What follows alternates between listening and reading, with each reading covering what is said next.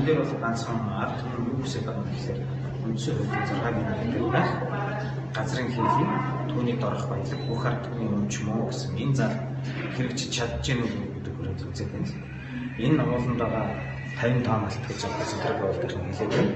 Гэтэл энд байгаа 2-3 мянган тонн алт бол ард түмний өмчөө.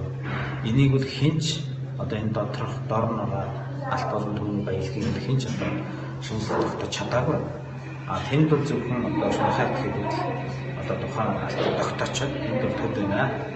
Тийм учраас энэс илүү алт байх бай. Энэ чигээр дараах хэрэгтэй гэдэг байдлаар одоо Монголын ард түмний баялагийг авах гэдэг. Тийм учраас энийг өгөхгүй гэдэг байдлаар хэлж байна. Тэгэхээр централ гавьлын энэ зүгээс бол ашигт малтны газар дотор кадастрын хэцэж модод ямар кадастрын одоо тэр ашигт малтны газрын зүгээс энэ тусгай зөвшөөрлийг олгосон нь хуулийн нормын журмаар олгосон. Энийг бол ашиглах нь зөв гэж. Централ гавь Монголын бодлого энэ ашиглана. Бурш болгон бол энэ байх гэж.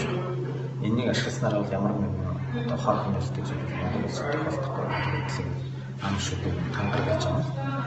Ард түмэн болохоор юу гэж үзэж байгаа гэхээр энд бол асар хөвгөлдсөн одоо соёлын дурсгалцсан байна.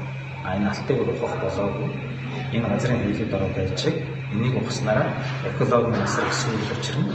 Тийм учраас энэ ухах гэсэн энэ барьсартай гэж байна. Засгийн газрыг буруудч чадах дээр олцсон гэдэг халаагаар сайн ярилцж байна. Засгийн газрыг буруудч чадах гэдэг татдаг болцооч болчихгүй.